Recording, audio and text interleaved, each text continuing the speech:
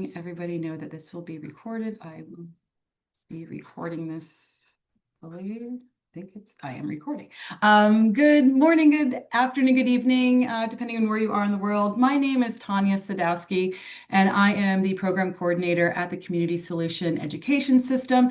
We are very excited to welcome you all today to our June 2025 GLOBETalk. The topic today is blending tradition and virtual innovation to support Indigenous youth wellness. Before I introduce our presenter, I would just like to go over a few things about GLOBETalks. This session is brought to you by the Community Solution Global Engagement Department. The Community Solution Education System and our schools are committed to preparing innovative, engaged, purposeful agents of change who serve our global community. Our global engagement team works to bring this mission to life by providing leadership, infrastructure, and support for internationalization throughout the community solution community. We are passionate about creating learning opportunities that have a positive impact on our global community. Our GLOBETalk series is part of our global engagement mission and provides virtual year-round discussions to introduce our community to thought leaders in higher education, experts on key functional areas, best practices, and the diversity of ideas necessary to expand our own internal strategic thinking. Before we begin today, we'd like to go over a few tips for best accessing this session. We do ask that you please mute yourself during the session, but feel free to use the chat box and any reactions throughout the presentation. We do recommend keeping your video off in the interest of conserving bandwidth. As the speaker is presenting, we will be monitoring the chat box. We do have a lot of time at the end for Q&A, but feel free to pose any questions or comments throughout, and we will read those at the end. We also request your patience. Technology can be a challenge, and we will do our best. Should there be any issues with the presentation, all GLOBETalks are recorded and available after the session, and everybody who's registered will receive a copy of that video link. Now, without further ado, I would like to introduce our featured speaker. Today's featured speaker is Lindsey Boechler. Lindsey is a research manager at the Center for Health Research, Innovation, and Scholarship at Saskatchewan Polytechnic. She's a Vanier Scholar and a PhD candidate at the University of Saskatchewan with a research focus on how virtual reality technology can support the mental health and well-being of Indigenous youth and frontline personnel. Lindsey's work has earned national recognition, including the 2022 Paramedic Association of Canada Award of Excellence for Research and Innovation. Lindsey, I now turn the floor over to you. Awesome. Thank you for that, Tanya. I'm just going to share my screen here quickly. So welcome, everyone. Thank you for joining us today. I see some of my colleagues on here. So if you've seen part of this presentation before or some of this content before, I do apologize, but I think it's really important that we kind of get back to the basics in the very beginnings and just kind of share how this initiative got to where it is today and how that was formed with community engagement and partnerships with those that we're trying to serve. So as Tanya said, I'm Lindsey Boechler. I'm the lead researcher on, it's called the VICCIY initiative, so Virtual Interventions and Community Connections for Indigenous Youth.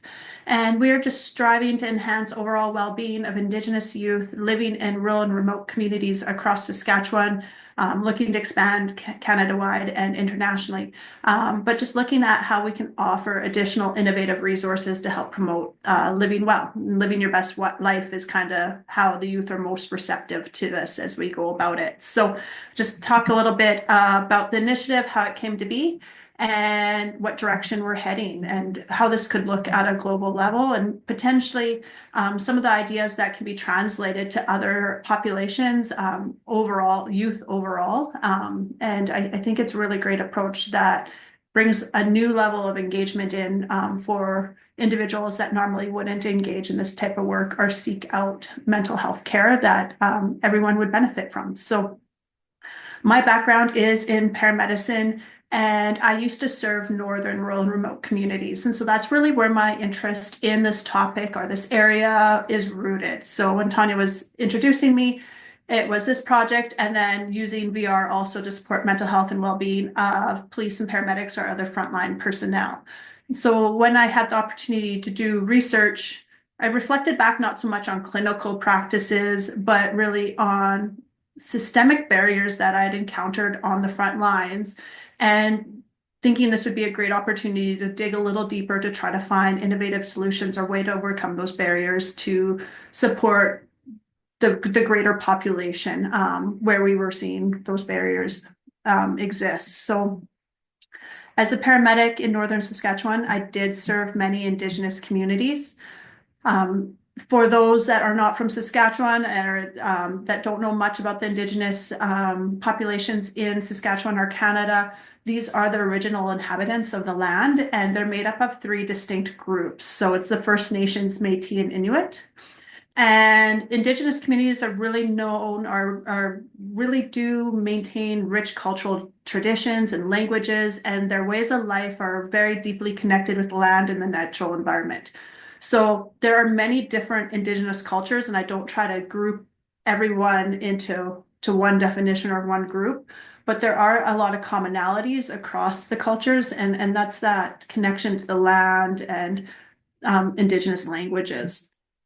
So with each group having its own histories, cultures, languages, and traditions that have been passed down for generations, this has really been impacted by colonization along the way. So there were many policies in Canada that aimed at erasing Indigenous identities, yet through perseverance and resilience, Indigenous people continue to strive to revitalize their culture, assert their rights, and really play the vital role that they have in shaping Canada's future.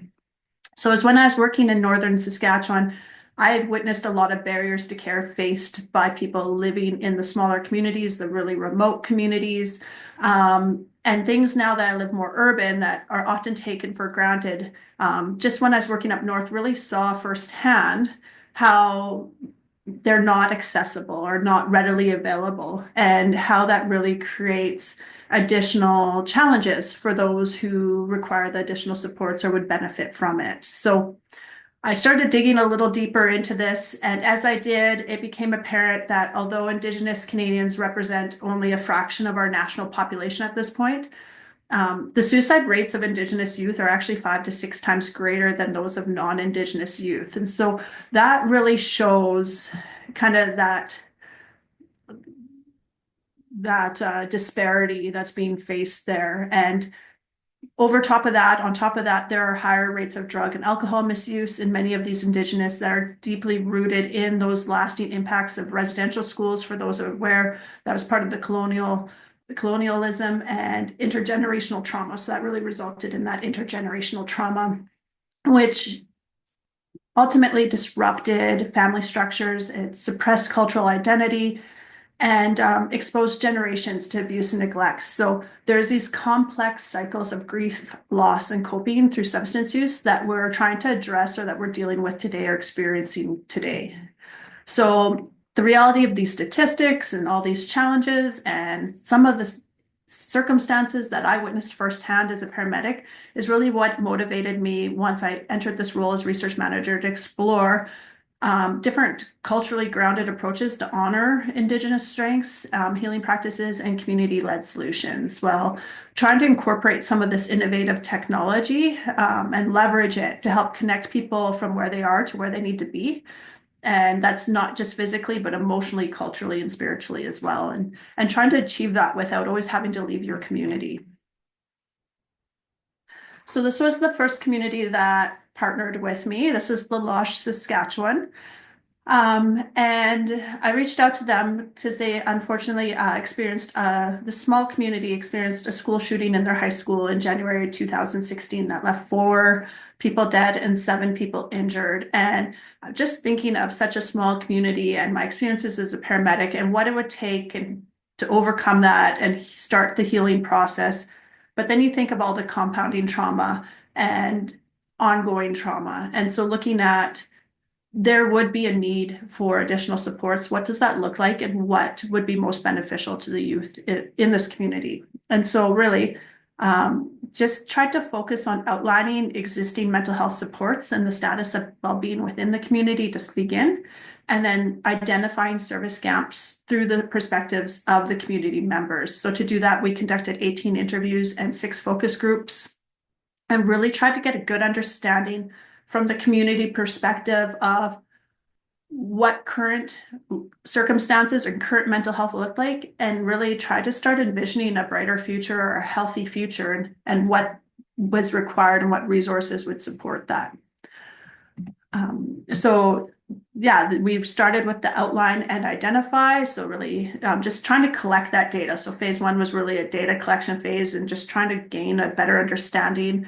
I did have some frontline experiences, but all in all, I am an outsider. I don't live in community. I'm not from community. So it was really important to work alongside community to get a really good picture of what the community was looking for. And as we kind of talk about how the project evolves, it really showcases how important that is and how much that will change the direction of the project over time.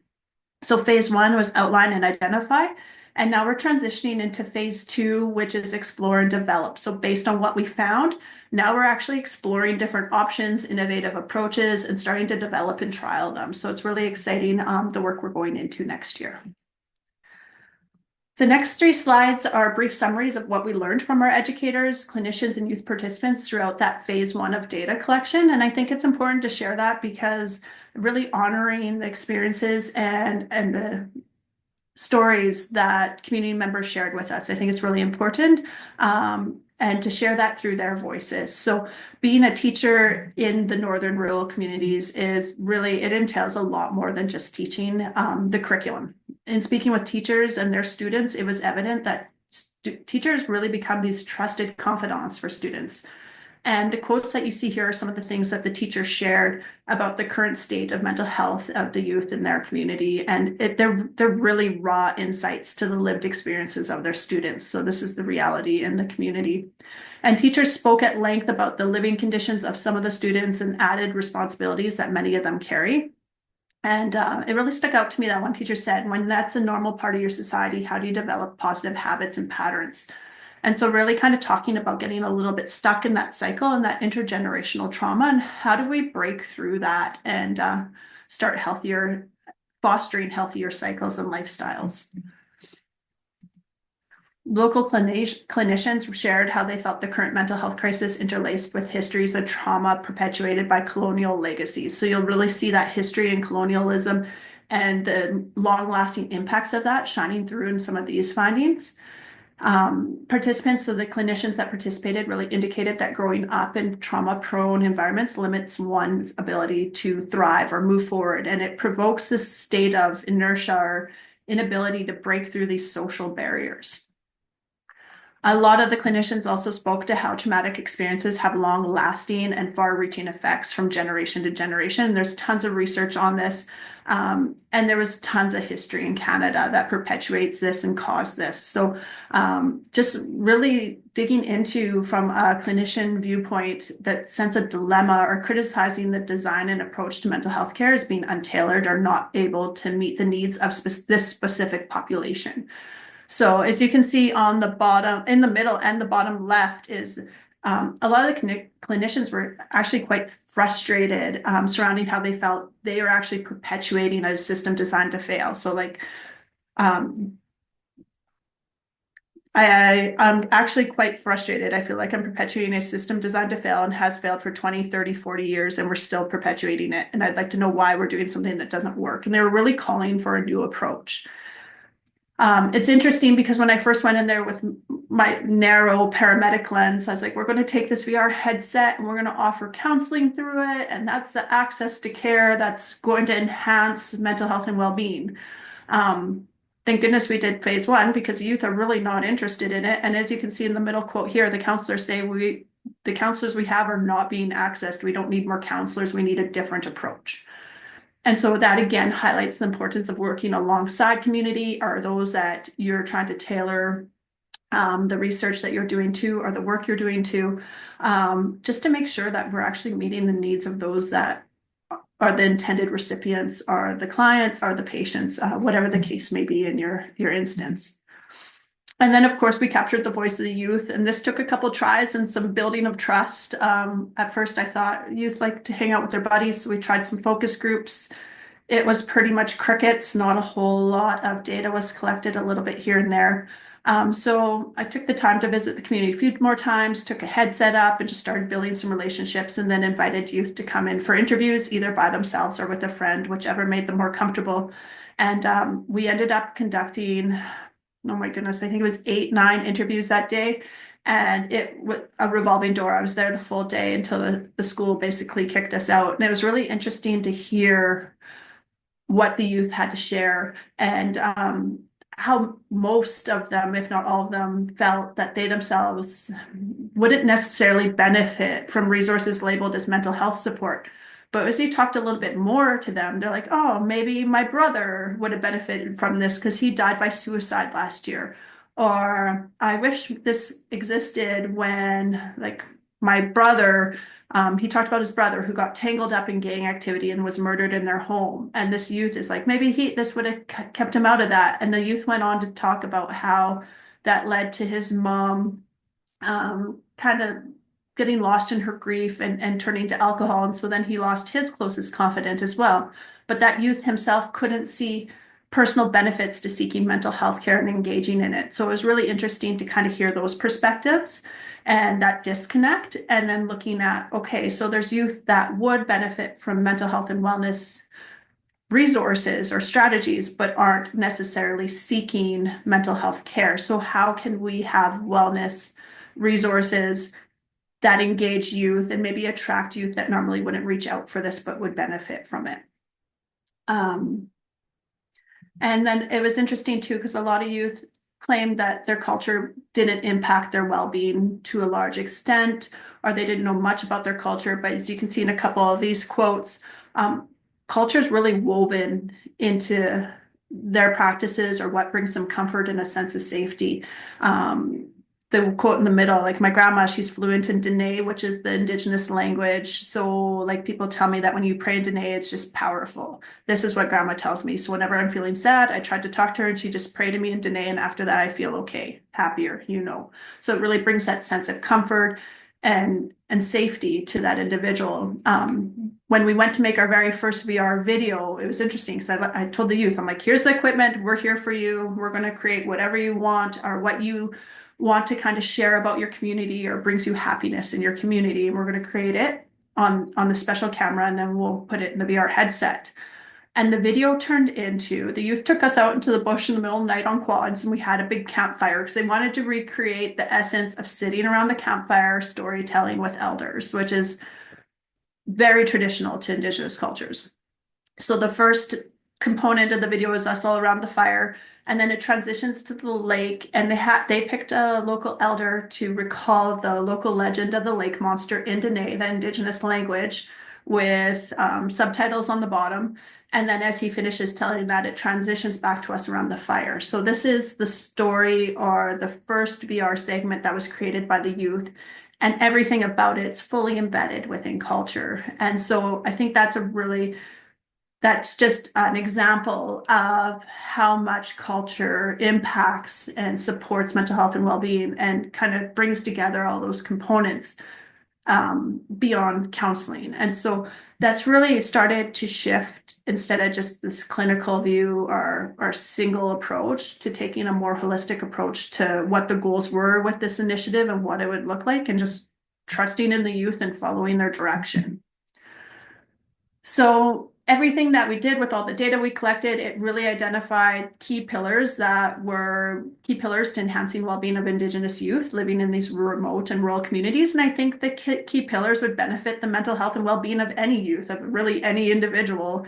If you ever felt a little off track or lost yourself, if you look back at these pillars, they're identified in research and they're common. So the youth really wanted us to focus on, like, there was an explicit need for a sense of safety, just searching for that sense of identity. So much culture and identity was lost throughout the years and throughout all that intergenerational trauma.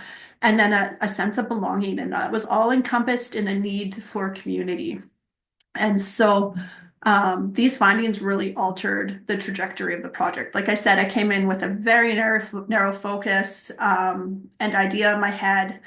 And I'm just so grateful that the youth took the time to share what would actually be of benefit and share their experiences and their needs so that we could adapt this. So the project really shifted to a multi-pronged approach where we combined in-person with the technology. So it's really important for the youth to have that in-person connection. So we kind of shifted gears a bit and started doing annual summits. So we had one in October 2023 and then just one just a few weeks ago.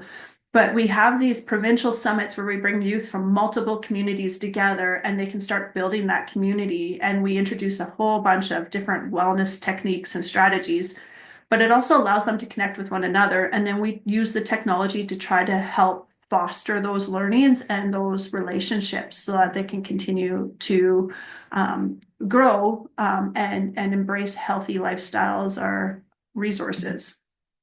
So now I'm just going to play a 3-minute video because the community's not here, but this is a video done in Lolosh with our partners from Phase 1, and just a little bit of an example of the youth sharing what this project means to them and what they hope to see come of it.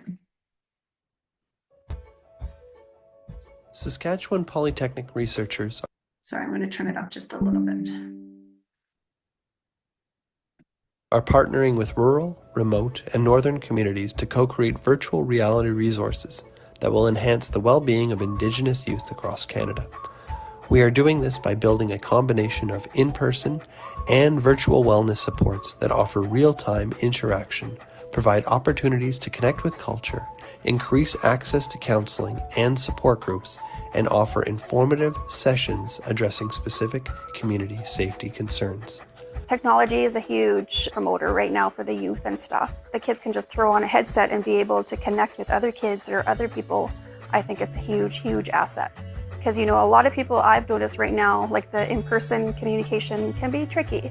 But if you can throw on a VR and then be able to talk to somebody from somewhere else for the support, and it's a whole new world. How can we connect you to youth from other communities through this headset? How can you access information on this headset that you may not feel comfortable asking for, or to get the answers to those questions that you're curious about but don't really know? VR is a good approach because of the audience we're trying to reach, and that's our youth. In this day and age, technology is almost second nature to them. So virtual reality is something that would appeal to them. And finding different strategies towards wellness. Talk therapy is one strategy, but virtual reality programs are another strategy, and so forth, right? The more strategies you have, the more successful we could be at helping students become well. People tend to look at our world as hurtful, and when they kind of, get on the system that could bring them into their own world, their own little personal space, they kind of feel connected and safe to that environment that they're in. And they kind of feel a lot more calm and a lot more inspired to do their own things, and they kind of brings up their motivation a little bit. It would be a good way to feel closer to someone, like to talk with them feeling like you're next to them. If you don't really like leaving your house too, and you still want to have interactions. When I first tried the VR, it was pretty cool. I was just me and my cousin passing around, and I got it. I didn't want to take it off. I've always wanted to try VRs. Never had a chance to until this whole cool project came around. Not everyone likes to really be present all the time. A lot of people get too lost in their heads. And VR is probably something they usually get away from stuff to help ease their minds a little bit. Integrating VR technology with mental health care has the potential to offer Indigenous youth across the country a way to connect with one another and foster relationships, learn about one's own culture, as well as the worldviews of others. If I could take a VR camera, I would take one to my grandpa's lake. And I kind of would like to bring that environment to see with the other kids out in the cities who can't really go hunting or fishing, and to give them kind of the experience that I got. If I was like living in the city or something, I want to go on that VR, see a bear. If I were to take the VR camera anywhere, I would like to take it to the beach, record the sunset, and recording even the nighttime stars over there. It's really nice. Sometimes we need extra mental health therapists or a way to connect If the youth can connect with other youth from different communities who have had similar experiences, that's huge. Then they know they're not alone. So just the community perspective to the work we're doing. And yeah, just so grateful for them for participating in that. So like I said, based on what was shared from the youth, we have started doing provincial youth summits. The map in the middle of this screen here, that is of Saskatchewan, our province in the middle of Canada, where we're located. And right now we are partnered closely across the province, but all those red dots are the multiple communities that have attended at least one, if not both, of our summits. And then those youth are connecting, and it's multiple Indigenous cultures coming together to the summits. And so these are some pictures from our summits as well. And we really want to promote and foster a sense of empowerment for the youth. So not telling the youth what they need to be healthy, but what we do is we offer, this year I think it was 16 different workshops, and the youth did an activity selection form, and they picked the 3 they're most interested in, and those are the workshops they went to. So we do small breakout sessions where the youth will engage with youth from other communities and schools in sessions that they're interested in. And the sessions we book touch on all 4 dimensions of well-being. So some of them will be about physical well-being, some will have a cultural background, and some will be kind of like, we have a Western one called play therapy that's really popular, but then we also have healing circles with a traditional elder. This year we did beading. On the bottom left corner there, you'll see they're on a bison walk. With the venue we're at, they're actually revitalizing their bison herd. So they did a bison walk and talked about the history of that land and what that looks like to them. Traditional hunting strategies. And so it's really a diverse selection of activities. We do journaling for well-being. So how can you help manage yourself? We have advocacy groups come and help teach youth how to advocate for yourself and stand up for yourself and what your rights are. And so really taking a dynamic approach to wellness and well-being, and supporting youth in providing a platform for them to make those choices and selections and immerse themselves in it. With our first summit, after the summit, what we did is we had all the facilitators from the workshops self-record a little segment that we turned into VR, and we made a library of content and then gifted it back to every community that attended. And this was to continue fostering those learnings from the summit, but also to build capacity with the technology. So as we transition to future phases of the project, that capacity for technology already exists in the communities that we're partnered with. And this here is a short video. It's just an example of what that looks like. So this is Dale. He was one of our facilitators, and then he just recorded this. So then what I kind of talked to him about, and I said, pretend one of those youth that you met one-on-one in person is having a real bad day, and they come back to you and you're going to give them advice, or you're going to strengthen some of those teachings. What would you share with them? And so he's talking personally to the youth he met, but then it's a resource for those youth when they're back in community to refer to. And when they're in the headset, you'll see here as I drag my screen, if this was in a VR headset, you're fully immersed here and you feel like you're on a bench next to Dale having a conversation.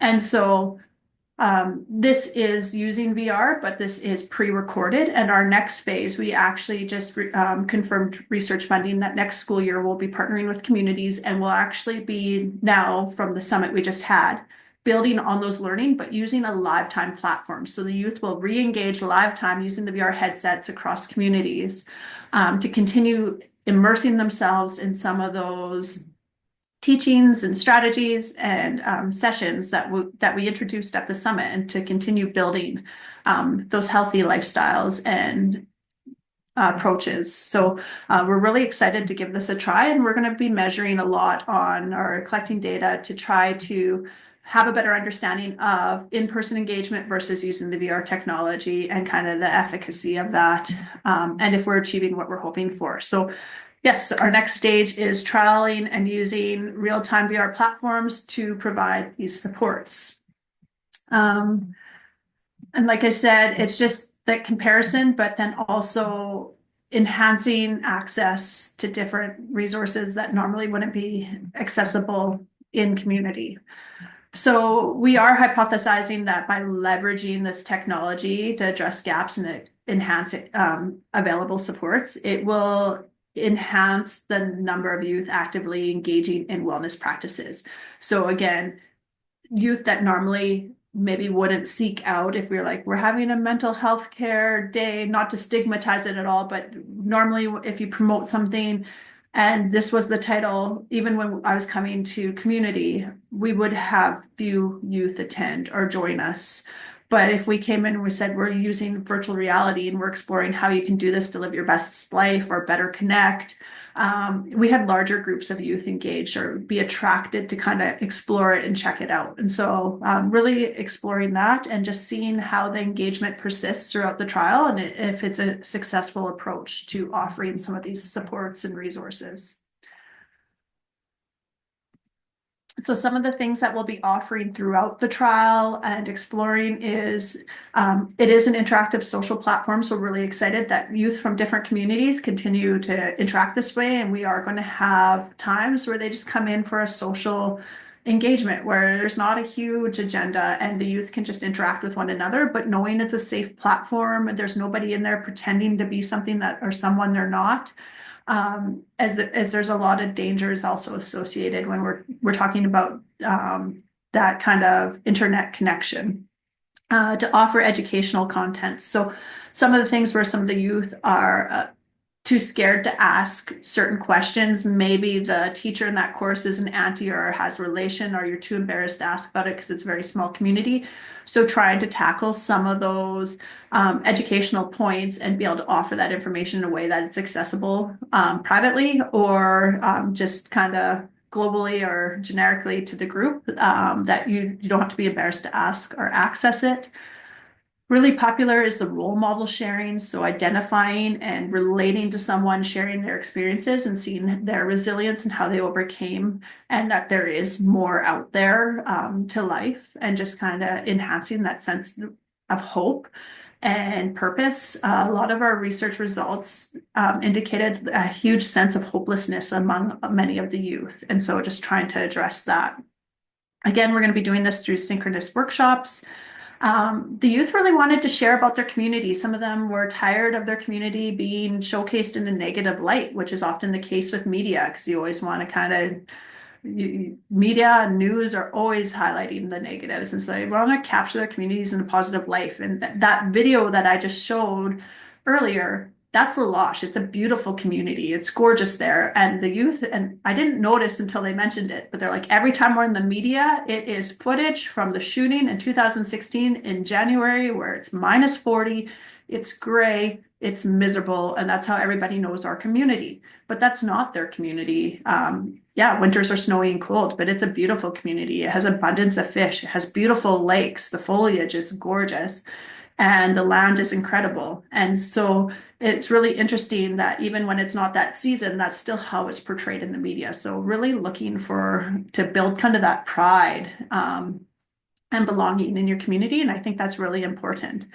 Another thing was, and then it does come through that it is important to some to have the counseling and support groups. So that is a component. And as we start building these relationships and the trust, it would be really nice to have that option for those that don't have someone in the community that they feel comfortable going to and so forth. So again, looking at how we can connect with that and maybe some of those like AA groups and things like that to tackle some of the alcohol and drug misuse.